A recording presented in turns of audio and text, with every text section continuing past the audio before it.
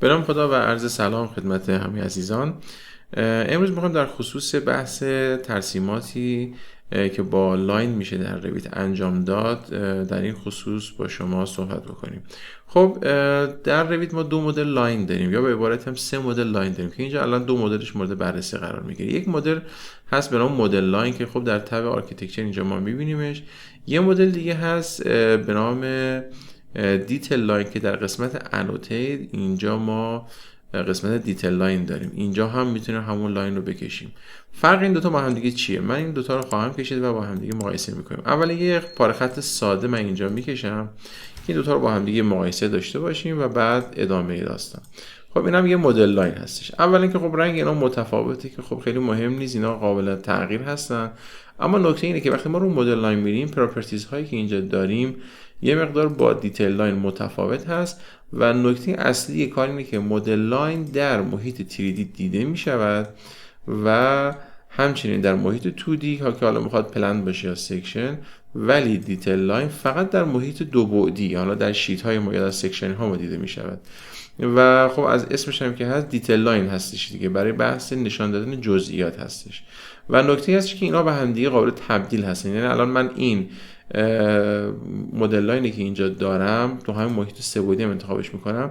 اینجا یک گزینه داریم به نام کانورت در قسمت مودیفای. وقتی من این کانورتش بکنم تبدیل به دیتیل لاین میشه، تنظیماتش هم اینجا متفاوت خواهد شد دیگه، در 3D هم نخواهیم دید. حالا همین دیتیل لاین که قبلا من به دیتیل لاین کشیدمش، اینجا کلیکش میکنم و کانورتش میکنم، این سری تبدیل به مدل لاین میشه و اینجا میبینیم که در محیط سه بعدی ما اینا رو میبینیم.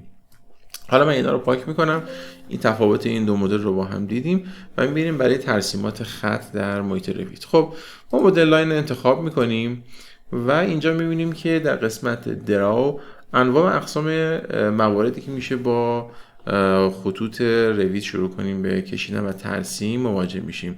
من به جرئت میتونم بگم شما اگر این بحث کشیدن خطوط و همچنین بحث مودیفای که حالا جلسه بعد بهش خواهیم پرداخت به طور کامل و دقیق یاد بگیرید و حرفه‌ای بشید، اولا دیگه از اتوکد بی‌نیاز میشید و حتی اگر بخواید ترسیمات دو بعدی خطوط رو داشته باشید دیگه نیازی هم به اتوکد نخواهید داشت. خب برای بحث لاین ابتدا وقتی من لاین رو کلیک میکنم یک آپشن بار اینجا برای من ظاهر میشه که یه سری اطلاعات از من میخواد که براش پر بکنم که چجوری این لاین ترسیم بشه. خب من اول یه لاین ترسیم میکنم ببینم به چه صورت هست.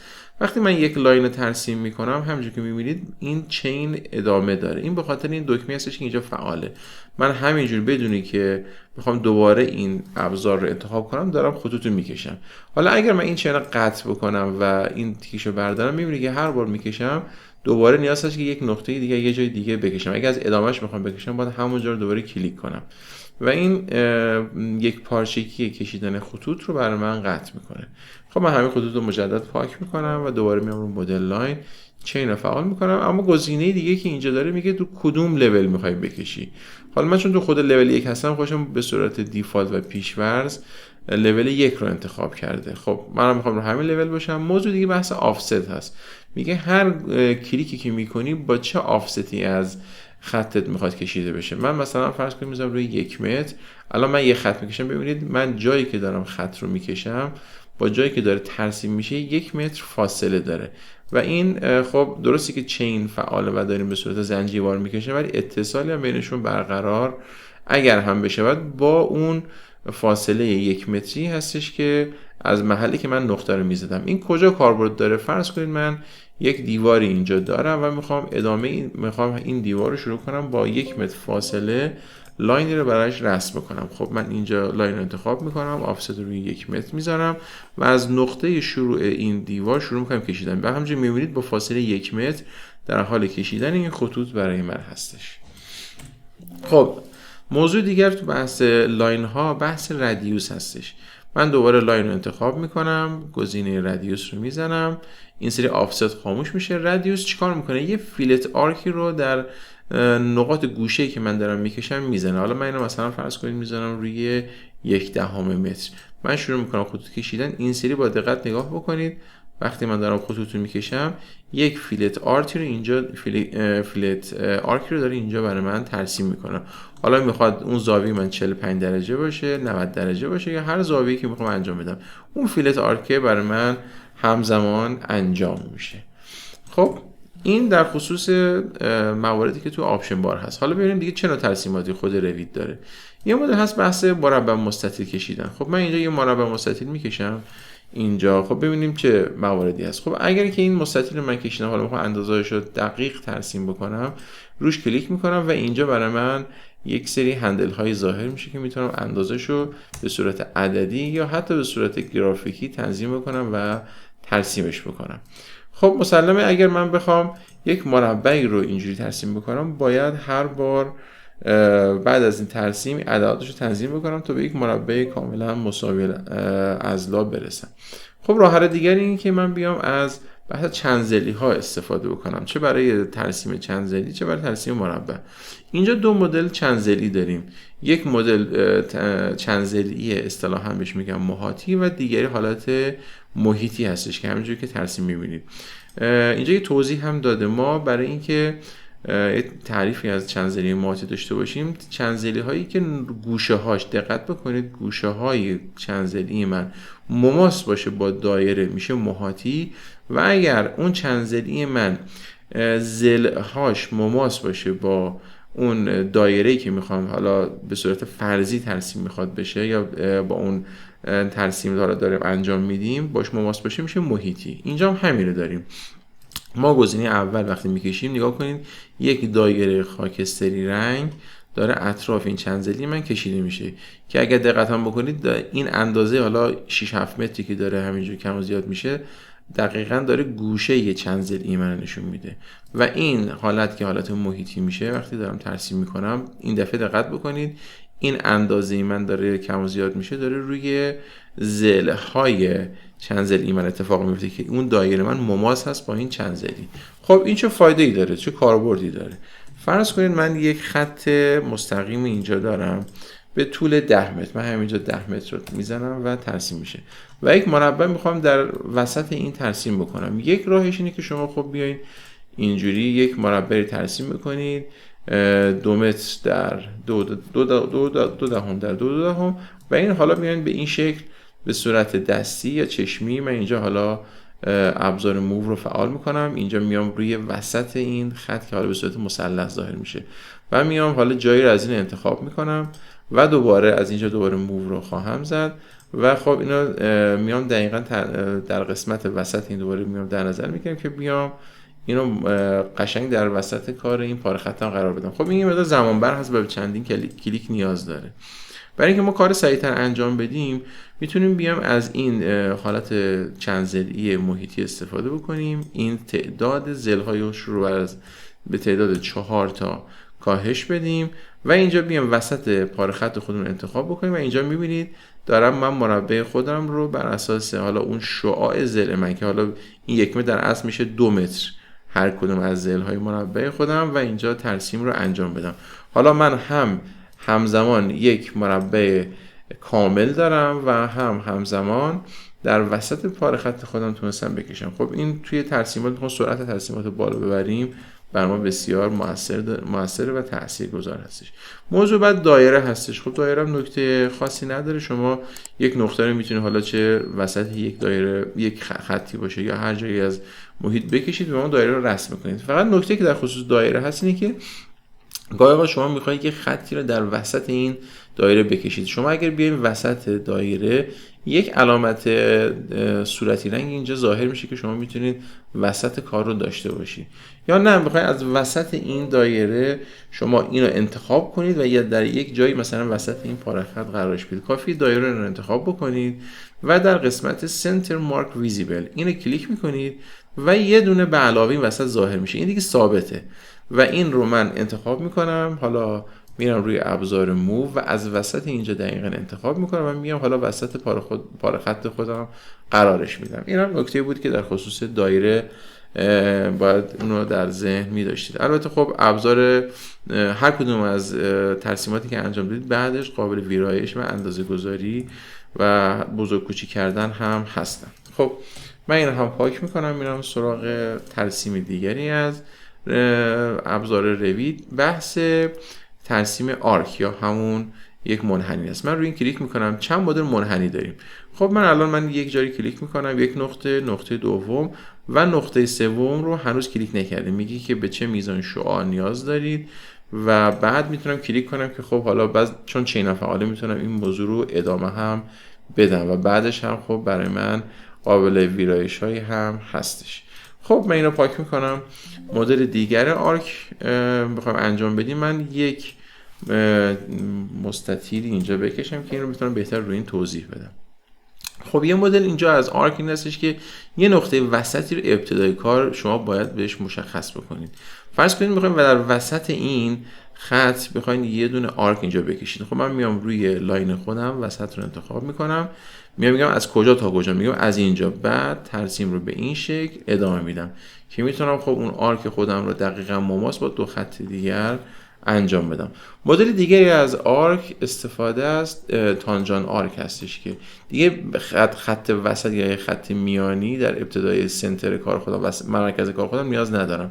میگم ابتدای این تانجان کجاست، انتهاش کجاست و با یک ابتدا و انتها این نیم دایره یا حالا اون آرک من اینجا ترسیم میشه، اون حالا خطی که میخوام اسمش منحنی ترسیم داشته باشم. موضوع دیگر خطای اسپیلاین هست. خطای اسپیلاین خب آزادی عملی زیادی به ما میدن، ما به هر شکل ممکن میتونیم این اسپیلاین ها رو ترسیم بکنیم. فقط نکته که در خصوص اسپیلاین هست اینش که شما در اسپیلاین نمیتونید از ابزاری به نام تریم در مودیفای وجود داره استفاده بکنید. ابزار تریم چی هست؟ حالا بعدا در جلسه بعد ما دقیق‌تر بهش خواهیم پرداخت. فرض کنید من دو خطی رو میخواهم به هم برسونم و اینها رو با هم دیگه تریم بکنم.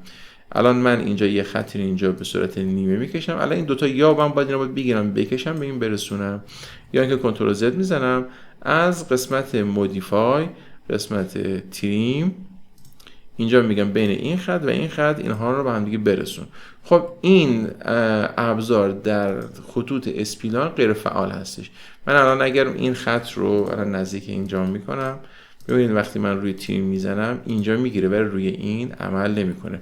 اگر بخوام یک خط اسپیلان به یک خط دیگه متصل کنم باید چیکار کنم؟ باید بگیرم و اونو به صورت درگ اند دراپی اسنپ کنم روی خط مورد نظر و فقط به این شکل هستش که ما میتونیم دو خط اسپیلان با خودش یا غیر اسپیلاینی به هم دیگه متصل کنیم. اما در خصوص بخش دیگه که بحث بیزی هست، بیزی هم دو مدل گذاشته. بیزی کامل که شبیه به دایره ترسیم میشه. یک نقطه مرکز انتخاب میکنیم، اول طولش انتخاب میکنیم و کلیک دوم برای شعاع دوم این بیزی هستش و ابزار دوم بیزی که به صورت نیم بیزی ترسیم میکنه. فرض کنید من میخوام اینجا یک نیم بیزی ترسیم بکنم، یه خط اینجا ابتدا میزنم، یه نقطه اینجا خط انتخاب میکنم، نقطه دوم انتخاب میکنم و بعد بیزی خودم رو به این شکل، نیم بیزی خودم رو به این شکل ترسیم میکنم. اما گزینه آخر که گزینه پیک لاین هست که خیلی هم بسیارم پرکاربرد هست، من این موارد رو پاک میکنم. فرض کنید من حالا یک ترسیماتی دارم اینجا و میخوام این رو خطش رو ترسیم بکنم. خب یه راه اینه که شما بگید میام من این لاین رو انتخاب میکنم و شروع میکنم ترسیم کردن. خب این شکل شاید زمان بر باشه و توی بعضی از ترسیمات خب ممکنه یه مقدار پیچیدگی ترسیم داشته باشه و زمان بیشتری از ما ببره. ما میتونیم از بحث پیک لاین برای انتخاب خطوط استفاده بکنیم. خب اینجا چون روی فیس اکستریور هست، من اینو میذارم روی اینتریور. اینجا وقتی من خطوط رو من بیام روی لاین، مدل لاین، اینجا پیک لاین انتخاب میکنم. وقتی روی خطوط میزنم خطوط من داره ترسیم میشه. حالا اگه میخوام ببینیم که خطوط من چجوری ترسیم شده، من کافیه که دیوار پاک کنم، ببینید خطوط مماس با دیوار ترسیم شده. اما نکته دیگر این که خب من اومدم دونه دونه این کارو انجام دادم. میتونم مدل لاین انتخاب بکنم، روی پیک لاین بزنم، بیام روی دیوارم حالا یا اون هر حجم مورد نظر خودم و کلید تب رو یک یا دو بار کلیک کنم. میبینید با چند بار کلیک کردن میاد کل مسیر رو برای من شناسایی میکنه که میتونم برای کل مسیر حالا اون خطوطی که مد نظرم هست رو بکشم. یه نکته در خصوص لاین ها هست اینه که یه گزینه ما توی لاین ها داریم که هست به نام Move with Nearby. اگر این تیک فعال باشه یا نباشه چه فرقی میکنه؟ من بذار دیوارهای دیگر رو پاک کنم، یک دیوار من اینجا رسمش داشته باشم. خب ببینید من اگر یک لاین الان در نزدیکی این دیوار میکشم با این تیک فعاله. خب یک لاین دیگه دوباره من اسکیپ زدم، یک بار این تیکو برمیدارم، دوباره در همون راستا یک خط دیگه میکشم، ولی این سری این move with nearby فعال نیستش. الان دقت کنید وقتی من این دیوار رو دارم تکون میدم، اون خطی که این گزینه برش فعال بود داره باهاش حرکت میکنه و جابجا میشه، در حالی که این خط چون تیکش فعال نبود موقع ترسیم دیگه از اون جدا شده و ارتباطی باش نداره. یه موضوع که فراموش کردم بحث آرک زدن، فیلت آرک زدن برای ترسیمات انجام شده است.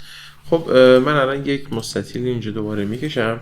ما جدا از اینکه میتونیم در حین ترسیم برای اینا آرک داشته باشیم، بعد ترسیم هم میتونیم این آرک رو انجام بدیم. میام روی مدل لاین و این قسمت فیلت آرک رو انتخاب میکنم.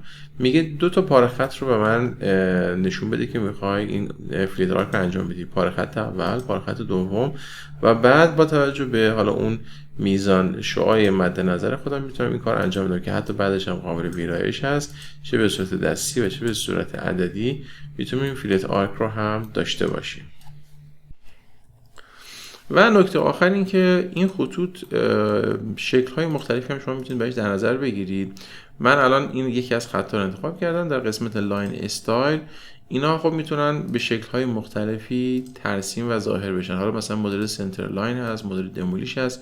اینها کجا هستن و به چه شکلی قابل تنظیم هستن، اینها رو ان شاءالله در جلسه آتی به بحث آپشن ها و تنظیمات و رنگ بندی و ضخامتش خواهیم پرداخت.